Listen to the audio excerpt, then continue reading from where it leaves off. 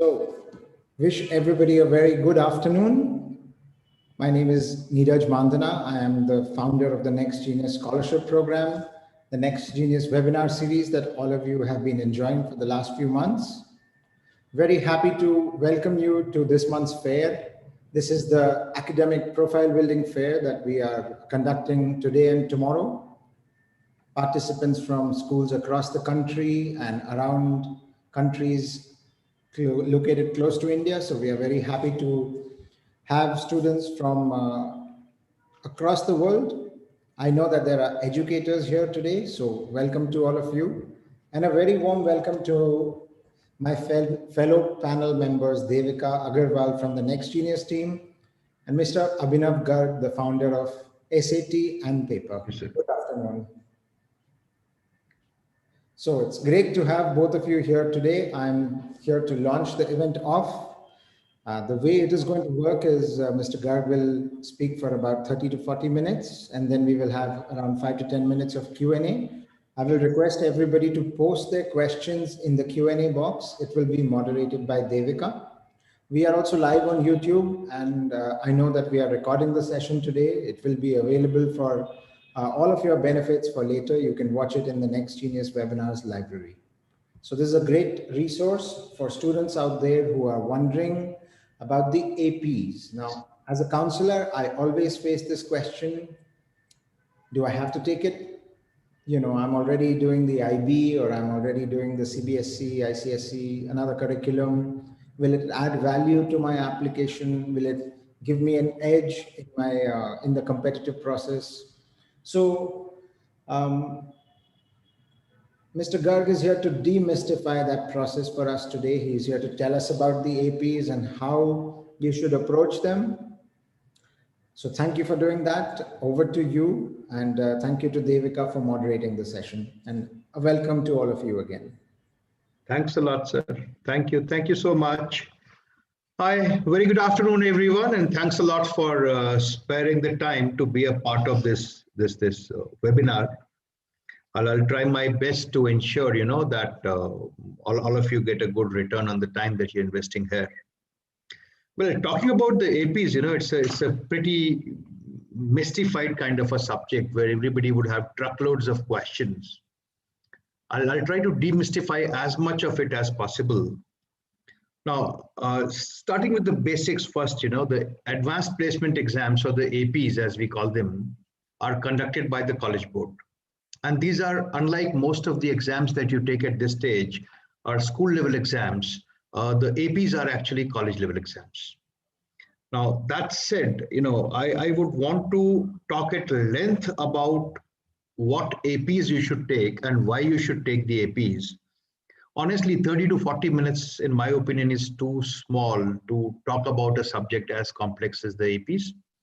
So those of you who are interested in finding out more about the APs later, or maybe early next year, I think sometimes in February, we'll be doing a test prep festival here with a whole month dedicated to APs. So every Sunday, I think we're going to have 4 or 5 sessions picking up different APs at times and talking about the whole thing in great detail. So the greatest amount of confusion, with regards to the APs, it stems from the fact that the APs can be taken for a variety of reasons. Unlike the SAT or the ACT, which are taken for a singular objective in mind. So the SAT, you want to apply to a college in the US or maybe some good colleges in India. The SAT is a mandatory requirement. That's why I take the APs. Sorry, SAT. The APs, on the other hand, can be taken for a variety of purposes. I could list at least 5 or 6 of these areas. So first and the foremost, why students take the APs is with a view to earn college credits. Simple. If I'm doing a program, let's say in chemistry, and I've done an AP chemistry with a certain amount of score that is required by the university, when I go and study chemistry in my first year in college, I would not have to take chemistry as a subject. I would have to take one subject fewer, and my scores from the AP chemistry would be substituted onto my result sheet. And that is what helps a lot here, right? So college credits, again, if you go to the AP website, you'll find a whole list of colleges which are offering you credits against what subjects and at what score levels. I find it pertinent to mention that the APs are scored on a scale of 5. So at 5 out of 5, everybody would give you a credit. At 4 out of 5, some colleges would give you a credit. And at 3, there'll be very, very few colleges that will actually give you a credit at a score of 3. So one reason is to earn college credits. Now, how can these college credits be used? Multiple ways again. Number one, if in my first semester, instead of studying 4 subjects, I have to study only 3, I can pull up my academic performance because I have to study 1 subject fewer. A lot of students, despite being offered the opportunity to take a credit, may not take it. Now, what could this result into? This could result into your completing your 4-year undergraduate program in 3.5 years and saving you, yes, a full 6 months of time and of course, full 6 months of college fee, which is the reward here, and which can be phenomenal if you're studying in the US, which could be something like 20, 25, 30,000 US dollars. That's a lot of money. So college credits remains the primary purpose. But what I have seen is that a lot of students, despite being eligible for credits, would not actually take. Another reason where the APs can help you is that they can help you in placements. Now, this is getting a bit complicated. Let's understand how. So once you get into your college, you have to choose your subjects and you have to choose your professors, which is all dynamically allocated and is a fairly complex process. It becomes difficult at times, to get the subjects that you want or to get the tutors or the professors that you want because everything is limited in number. Now, what happens if I have an AP? Suppose I'm doing a program that entails calculus, and everybody here is starting with the calculus 101, which is the typical starting subject. In comes Mr. X, who has an AP in calculus BC with a score of 5, so is not required to take calculus 101. And instead of dropping calculus in the first semester, this gentleman prefers going ahead by studying a calculus subject.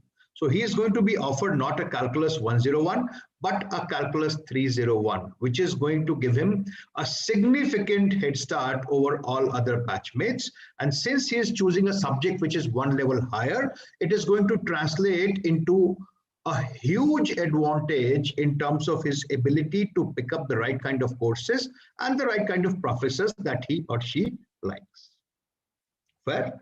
So one of the basic purposes of picking up the AP is credits or the associated advantage in college placements. Credits could help you, strengthen your performance on the remaining subjects, or they could help you in terms of cutting short the cost or the time associated with completing, your undergraduate program. Second reason why people take an AP is that they want to show a depth or diversity in their academic profile. Now, this is important. Please understand that the admission process to the US is completely holistic. They are probably interested in how well-rounded you are as a student who has got multiple dimensions in which competence or interest or initiative has been demonstrated. So how could APs come to your rescue? Suppose I have a typical STEM student profile. So all my life I've been studying sciences, math, and I've excelled over there. I've got very good school grades, I've got very good everything. But all this indicates only a left brain. What about my ability to work with humanities? I would have loved to take a humanities subject, somewhere in my grade 12. But given that I have to choose limited subjects and I would want to choose things where I can only do well, I have not been able to choose these. So what can I do? Welcome, no problem at all. Why don't I pick up an AP in psychology? Why don't I pick up an AP in human geography? Why don't I pick up an AP in US history, which would be a great statement to make, which will be, showing to the colleges that, see, I'm studying STEM because I like STEM, because I want to make a career here, but I do have the capability and the intent and the initiative to study other subjects as well. This gives me a distinct edge over students who are pure STEM profiles. It could work vice versa also.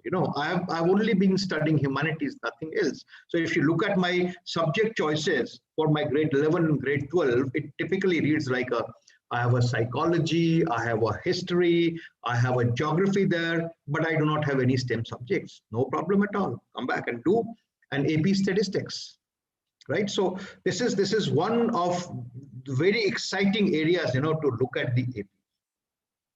A lot of students use the APs to build a competitive profile, academic profile.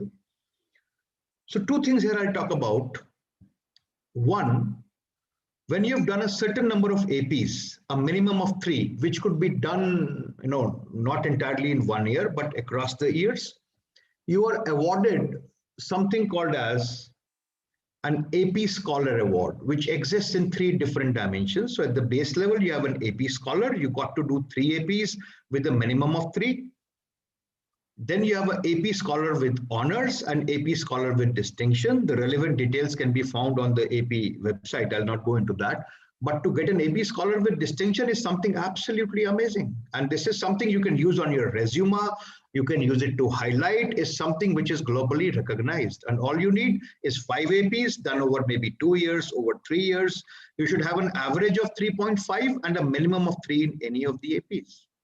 This is going to make your application stand out immediately. You can use that as a part of your resume.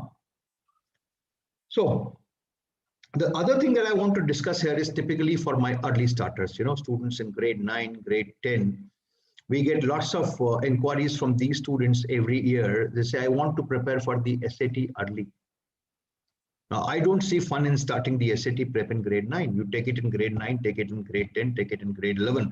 What difference is it going to make? And that is not a test you can prepare for 2 years for. It's about typically 4, 5, 6 months at max. But if you have started early, you want to give yourselves a head start, it will be an excellent idea to do an AP at the end of grade 9. I've seen kids doing an AP at the end of grade 8 as well. Although you'll have to choose these wisely as to what APs are going to be doable, what APs are not going to be doable at the end of grade 9, at the end of grade 10. So build up an AP profile for yourselves. APs after grade 9, APs after grade 10, APs after grade 11, right? When do you do the APs, again, is a big question. That would depend upon what is it that you want to do with the AP. That is the first question you'll have to answer before any subsequent question gets answered. And I told you what APs can be used for. Credits, for edge in placements, if these two were the purposes, you could even take their APs at the end of your grade 12 examinations. I hope everybody knows here, APs are done only once every year in the month of May. There is no way you can take APs outside this time zone. So month of May, although in the month of May, APs are done with 2 different administrations. One is the early administration, which is done in the first 2 weeks of May, and the other is the late administration, which is done in the 3rd week of May. They are done twice so as to ensure, if you have a clash with any of your exams or something, or you want to take 2 APs which are clashing, you are able to figure a way out. So coming back, if I'm applying for a college credit or an edge in my college placement, I can even do APs at the end of grade 12. But if I'm looking at any of the other purposes, with a view to support my application, so I'm looking at depth in my academic profile or building up a competitive application, showing early interest, somebody who had taken AP at the end of grade 9 is something that the admission officer was immediately going to look at, that yes, this guy was focused towards coming to US for further education from a very early stage. And that is what makes a difference, right? For all these purposes, your APs cannot be done at the end of grade 12. Like you can do them at the end of grade 9, end of grade 10, end of grade 11, any of these, but not at the end of grade 12. Moving on very quickly. AP registration. AP registration is a slightly complicated process. There are 2 rounds offered. One is the early registration round, which typically ends by the end of October or the first week of November, which is ended now. And then you have a late registration, which has not started as yet. So as you guys go to the College Board website looking for AP registration, you might find nothing available over there. Please do not panic. The late registrations will open very soon.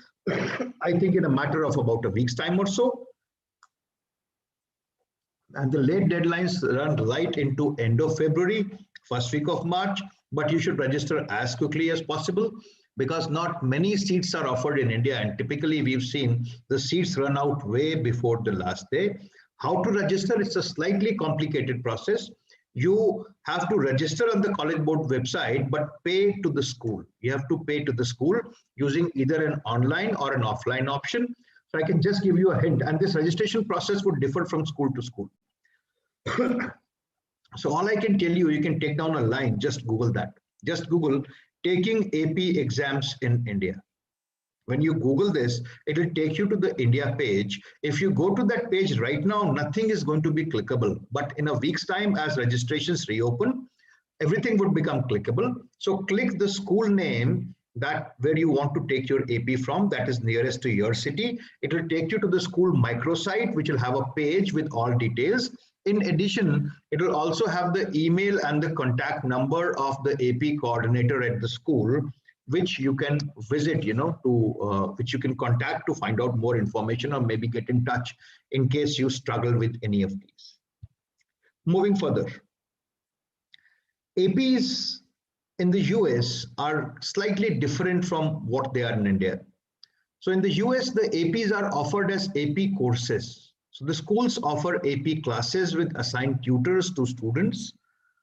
In India, that facility, I think, as of now is available only at the Cathedral in Mumbai. But beyond that, the AP courses are not available. But yes, you can take the AP exams. But for these AP exams, you'll have to self-prepare, probably, or seek help from someone like us. So in the US, the AP preparation goes round the year with a tutor assigned. And there's an AP exam at the end. In the American curriculum, if you have done an AP, it gives you an edge over your classmates who are choosing for simple examination and not the AP. So that's okay, unless, so AP courses are not an option in India, except one school I told you. But yes, then you can do the AP exams. What are the offered APs? Large number of APs are offered. So they're basically offered in 7 different areas. I'll not be talking about all of them today. So these 7 different areas, I'll just talk about each of them and briefly talk about those. The first one is an AP Capstone Diploma. Now, what is it? It basically comprises of an AP seminar, AP research, and 2 APs in 2 different areas, which has to be done across a period of 2 years, right? So because the AP seminar and AP research involves group-based activities, they cannot be taken as standalone exams. That means there is no way that I can register for AP seminar or AP research and go out and take it on my own. This can only be school-driven, where there's a batch in place which is going to be taking the AP together. So we'll not talk about it. AP Art. AP Art, you have 2D art, 3D art, art history. Again, given the shallow interest in this area, I'm not going to be talking about AP Art. Then you have AP English, which is offered in English language and composition and English literature and composition. Both of them counted typically as difficult APs. You must be a voracious reader. You should have had a habit of having read across genres, right? If you want to pick up an AP English subject. The largest area, the 4th area, is history and social sciences. This offers about 9 different APs, starting from an AP US history, which is extremely coveted. If you're applying from India and you have an AP in US history, it makes your application immediately stand out. Then you have AP world history, you have AP European history. Those 3 histories are available. Then you have micro and macro economics. Then you have psychology, you have human geography. There's a total of subjects available here. Then we have maths and computer science, which talks about AP Calculus AB, AP Calculus BC, which involves your computer science principles, which talks about your computer science A, and statistics are the 5 areas offered. Please know that you don't have to do AB and BC both for calculus. I've seen lots of students who say, I'll do my AP calculus AB in grade 11 and AP calculus BC in grade 12. Not required, please. When you appear for the AP calculus BC, you'll always get an AP calculus AB subscore. Also, unlike what most of you might know, the calculus BC is wider in terms of its scope as compared to AB, in the sense there are 2 or 3 additional topics, additional chapters that you have to go in for. But boys and girls, it is easier to score. If you look at the scoring statistics, the number of kids getting 5 on calculus BC is, or percentage of kids getting 5 on calculus BC is higher than that for any other subject, I think, except for maybe the Chinese language. So then you have AP Sciences. AP Sciences comprise, chemistry, biology, environmental science, and the 4 physics, of which 2 of them are algebra based, and the other 2, which is what we call as physics C, are offered either in mechanics or in electricity and magnetism. So that is your science domain. The test which I really find difficult out of all these, I think, is an AP Chem. So until and unless you're doing an IBHL Chem, please don't touch the AP Chem. Others would be manageable. Physics C, mechanics is not very difficult. It's closer to your grade 11 syllabus, irrespective of the curriculum that you're currently studying in. You're doing IB, you're doing CBSE, you're doing ICSE. AP Statistics, AP Biology again has a vast syllabus. Environmental science is an easy to do AP. So if you're looking for numbers, that should be one of the options here. And then lastly, we have world languages and culture. So you have APs in Spanish, APs in Japanese, APs in Latin and whatnot, Chinese. Unfortunately, an AP in Hindi has not been launched as yet. Otherwise, that would become a firm favorite with all of us, and there's no AP in Sanskrit as well. So again, would not be talking much about this given the shallow resource. Coming down quickly to the test structure of the APs. So AP, a typical AP can be anywhere from 1.5 hour to 3.5 hour exam, which would usually comprise of MCQ type section and a free response section. The weightage given to your multiple choice type could be anywhere from 33% to 66%, depending upon AP to AP. And the free response questions, which are basically essay type questions, again, the weightage given would be anywhere from 33 to 66%, depending upon the AP that we are looking at. Again, all details you'll find on the AP student website, which is a part of the College Board website, which is a comprehensive website which has lots of information. You'll even find the free response questions from the previous years. The last 5 years are typically available here for you, for you to take a look at how they are structured. So how are the APs scored? The APs are scored on a scale of 5. A 5 is outstanding. That is the highest you can get. Now, what is it that you need to get a 5 on the AP is a very big question. So end of the day, you get a raw score, which is your MCQ score plus your free response section score. So all I can tell you is that a 65% of the marks on an average would lead to a 5. The exceptions out here can be some of the very easy APs like microeconomics, macroeconomics, human geography, where you'll need typically about 75% to get a 5. And typically a score of about 50 to 60, depending upon AP to AP, would be able to get you a score of 4. The passing marks on the AP are considered as 3. So 3, they say, shows adequate competence. But I mean, I'm sure if you prepare for AP, you'll not prepare for a 3, you'll prepare for a 4 or a 5 at least. So 3 won't make sense here. Again, but if you're doing them as early as grade 9, as early as grade 8, getting a 3 at that stage might not be that bad an idea. So the other thing is, there's tremendous amount of data available. There's copious data available on the AP scoring. The percentage of students scoring a 5 or a 4 historically on each of the APs is something that you can find out by Googling easily. You'll easily find complete comprehensive tables. So see what are the statistics for the AP that you want to go in for. Talking about resources, plenty of books available. I mean, no second thoughts on that. Plenty of AP books. You have Barron's, you have the Princeton Review, you have Kaplan. Most of them publish McGraw-Hill books for AP. And then there are people like us who will be able to help you out with the APs. We offer courses for a very wide variety of APs. Of course, I mean, we don't offer languages and art APs. But apart from that, we offer the widest variety of AP courses.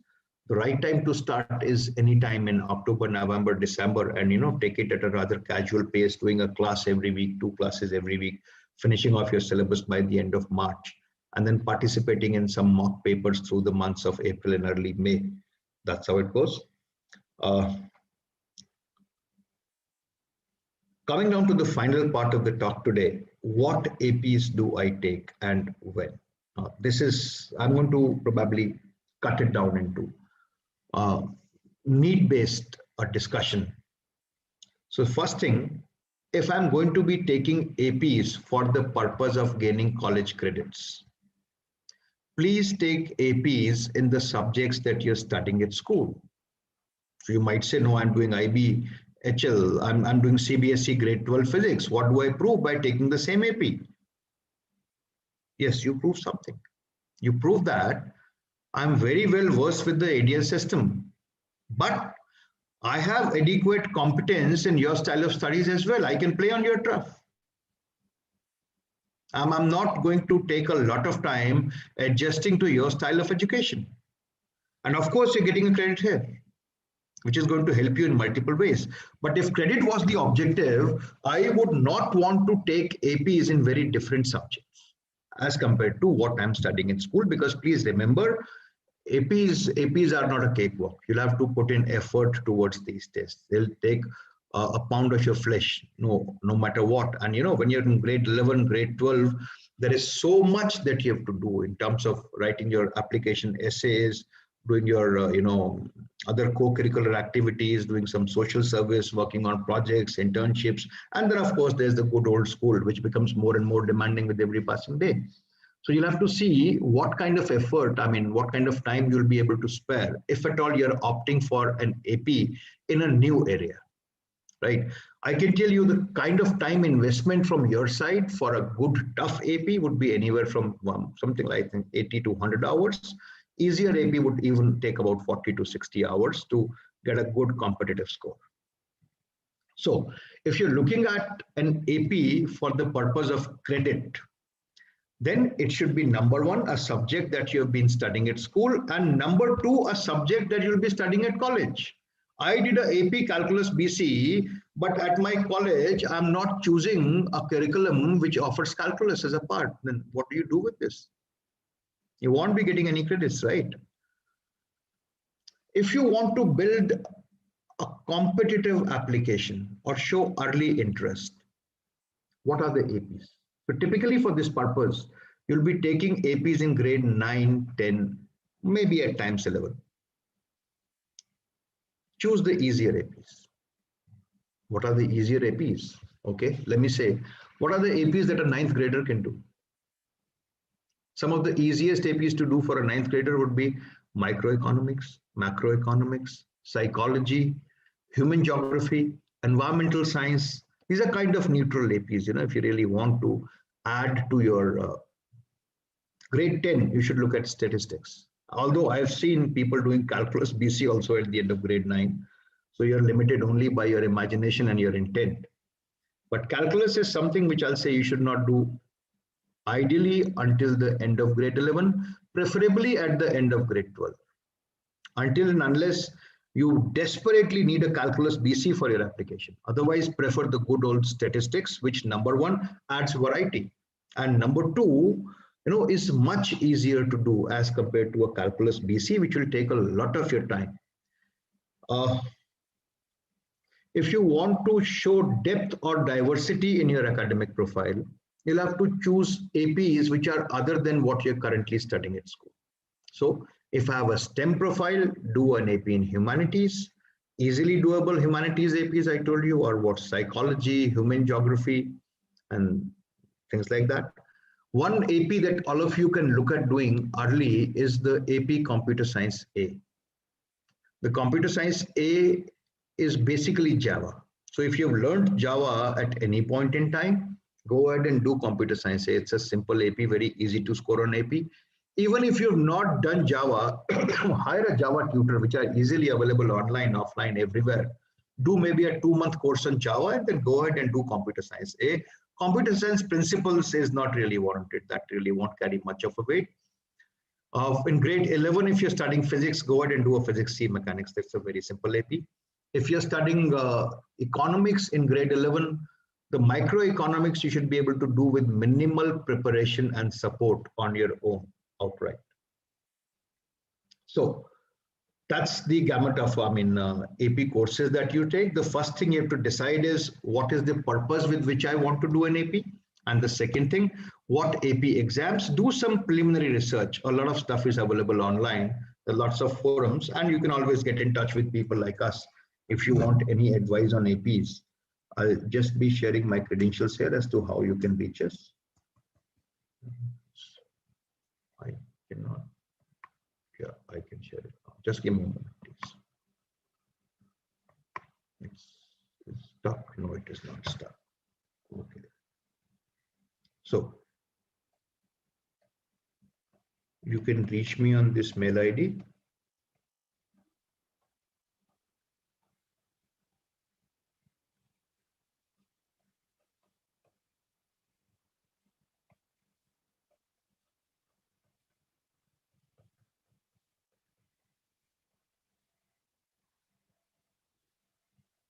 It's a little complicated. You can visit us here. That also has a interactive tool, or you can just drop me a WhatsApp message.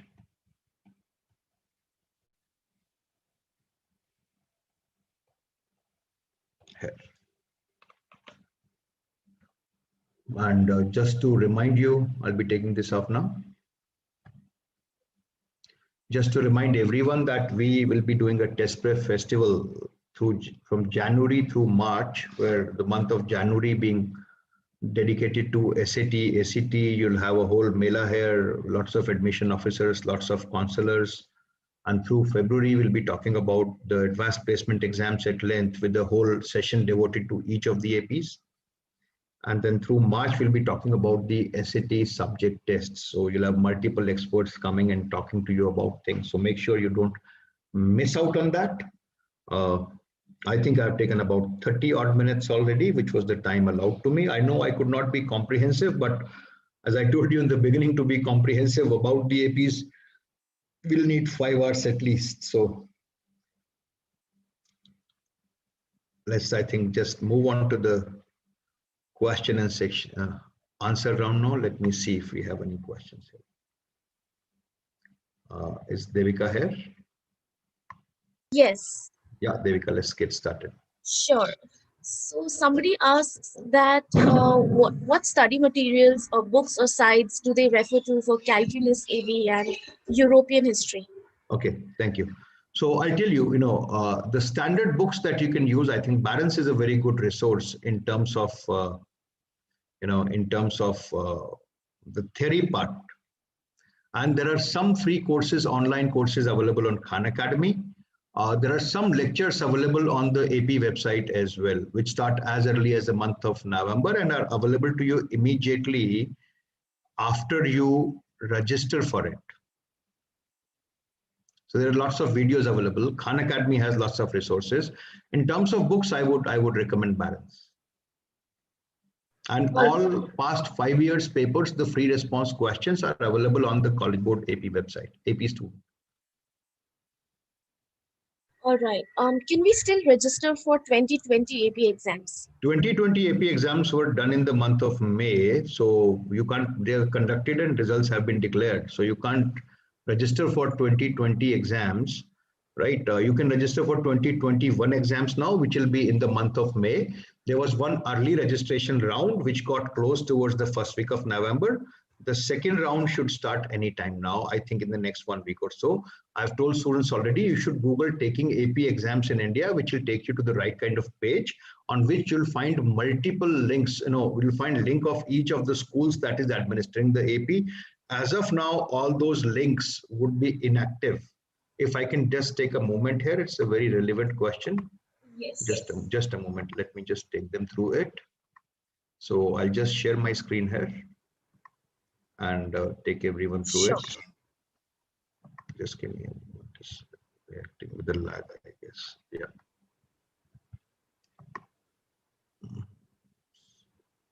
So sorry. Yeah. So here I Google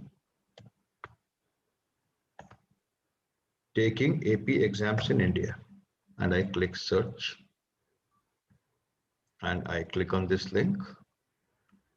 Okay.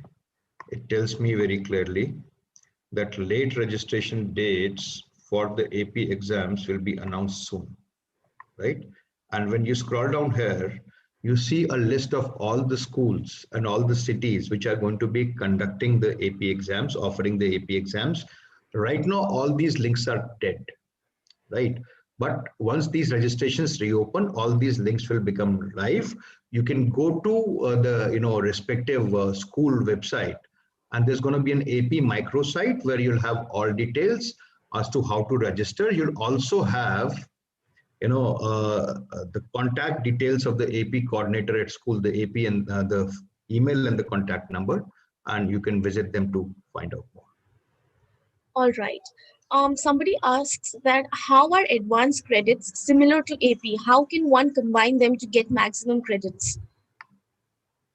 I didn't get the question. So how are advanced credits like for an IB or an A level similar Yeah. You can get credits against that also. It's to just that it's advanced easy. placements? Yeah. And how can one combine? It's easier to get credits against the AP, and the IB grades they serve a different purpose. The APs are more universally acceptable. Okay, so I think there was a similar question as to how AP is different from SAT. So I think it's the same answer. No. AP is very different from SAT. The SAT is a mandatory requirement for getting into a college in the US.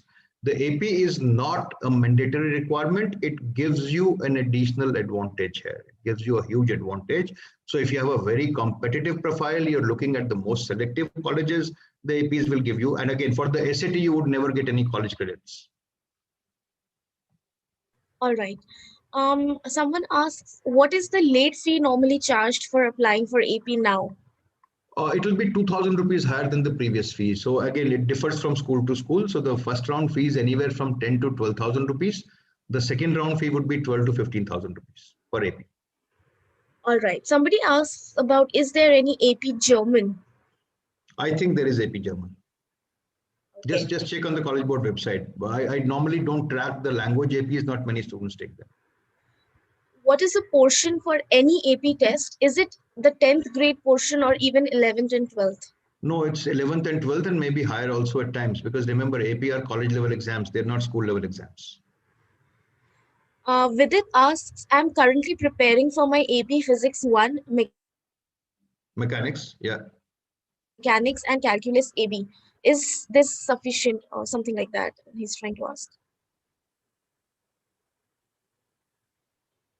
Calculus, wait. AP Calculus BC. Can I take advanced courses in my first year of college? Yes, if you get a grade 5 and you're preparing to study physics and calculus at college, you should be, good enough to take advanced courses at college in these two areas. All right. Can a student currently in grade 12 give the AP exam, or does it have to be an age limit? There is no age limit. If you're in currently grade 12, you can always take the AP exam. But please remember that this AP exam can now only be used for credit and placement and not for aiding to your application, because your applications would have all gone out by the first week of January, and the APs would be conducted in May after that. All right. I think this is a question for countries like, can APs be used in UK, Canada, and other countries? Absolutely. APs have got universal acceptability. And I'll tell you, the trend this year, if I say, there are lots of students getting interested in UK applications, I see more counselors recommending the APs for UK than for the US. All right. Someone is trying to ask, I feel that he's trying to ask that if, the level of AP is for grade 11th and 12th standard students, so how can a grade 10 student prepare in Excel? It's not very difficult. You can prepare in Excel. It is about devoting that kind of time to the AP. I've seen kids doing, easily doing a macroeconomics and psychology in grade 9 and, getting a 5 out of 5. All right. Is there any fee waivers for AP exams in India? Yes, there are, but they're not easy to get. Hello? Validity of AP score. AP scores are, I think, valid for 5 years. Like all college board products. I'm not sure. Again, I've never checked the AP validity. I know SAT, ACT, all major scores from college board are valid for 5 years. All right. I would like to take last 2 questions. What would be an ideal time to be dedicated to an AP? Depends upon what AP you're taking. If you're taking calculus, it'll take 100 plus hours of your time.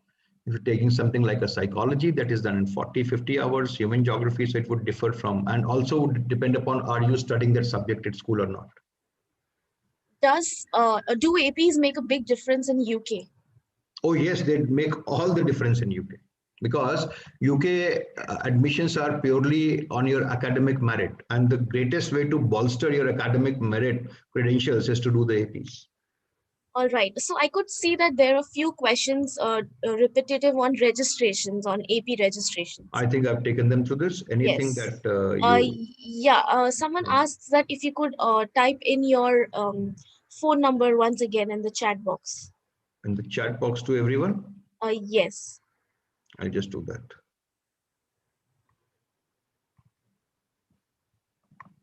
I can't access my chat box. Yeah, I can it now. To all participants and attendees, I'll just type out all credentials here. Sure. Email ID.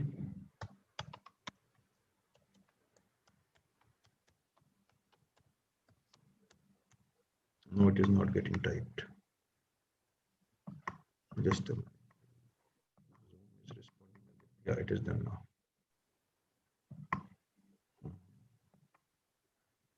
Just one moment. No, my chat is slow to react, I guess. I'm not able to access my chat box. Yeah. Just. Yeah.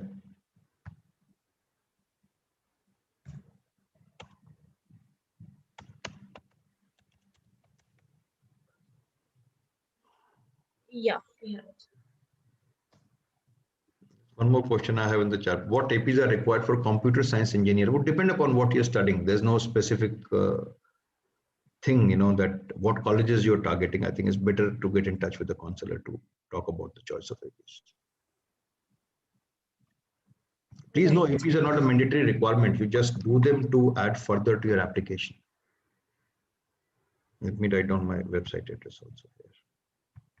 Just a minute.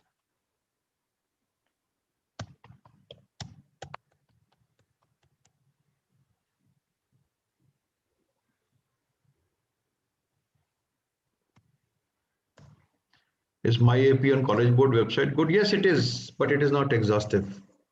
It is not exhaustive. You'll need resources outside that. Any more questions, Devika, that we have?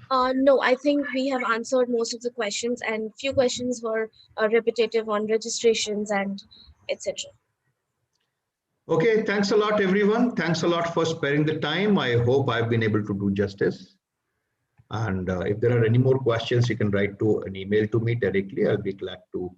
There's one more, which faculty will help preparing? We have lots of them. And Khan Academy is also a decent resource.